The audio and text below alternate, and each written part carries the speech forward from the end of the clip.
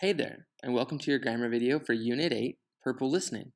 In this lesson, we're going to talk about tag questions. Let's begin. Tag question is a two-part question. The speaker thinks they know the answer, and they just want to confirm that they're correct. The first part of a tag question is a statement. This is the main clause. And the second part is a tag, the tag question. The main clause is always first, and it has a subject plus verb. Then there's a comma, then the tag question. The tag question is written in question structure, so verb followed by the subject. The tag's verb and subject will match the statement's verb and subject. You have to keep in mind that the subject might be a name in the main clause and a pronoun in the tag. Some examples: you're a student, aren't you? In this example, we have our statement, you're a student, and we have the tag question, aren't you? Another example, George was from Texas, wasn't he? And finally, she's a teacher, isn't she? In these examples, first you can see the statement, then comma, followed by the tag question.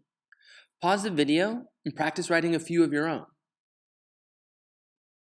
Now, you'll have to remember that the verb in the statement usually matches the verb in the tag, but is the opposite with positive and negative.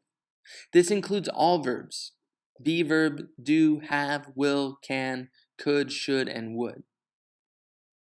If the statement verb is positive, the tag verb is negative. For example, you are a medical student, aren't you? In this example, our verb in the statement, are, is positive. So in our tag question, aren't is negative. Another example, she's a WWF fan, isn't she? Again, in the statement, we have a positive verb, so the tag question must be negative. Also, if the statement verb is negative, the tag verb is positive. An example, she wasn't late yesterday, was she?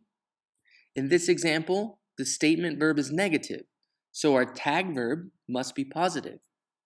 Another example, you're not from England, are you? Again, looking at this example, we have a negative verb in the statement and a positive verb in the tag question. Pause the video. Again, analyze these structures and practice writing a few questions of your own. If the verb in the statement is an action, the tag verb should be do or don't. Also, you'll have to remember that do or don't can change for the subject or the tense. Do can become does, doesn't, or didn't as well. Now, if the statement verb is positive, the tag verb is negative. You play football, don't you? In this example, our statement verb is play, an action verb. Since we have the subject you, we'll use do, and we must make it negative, so don't, for the tag question. Another example, she studies English, doesn't she? Again, in this example, we have an action verb in the statement. She is the subject, so we must match the verb do with the subject she, so we have doesn't. Don't forget, if the verb in the statement is positive, we have to use the negative in the tag question. Now, if the statement verb is negative, the tag verb is positive. An example, she didn't like pizza, did she? In the statement, we have the negative past tense form of do, didn't. So in the tag question, we need the positive past tense form of do, did. Another example, you don't speak Spanish, do you? Again, in the statement, we have the negative form of the do verb, don't. So in our tag question, we need to use do. Now, a few tips for test success. You'll need to choose the correct verb to complete a statement or a tag. Now, looking at the examples on the left, if the missing verb is in the statement, first you have to find the tag verb. Determine if it's positive or negative. In our example, we have weren't in the tag.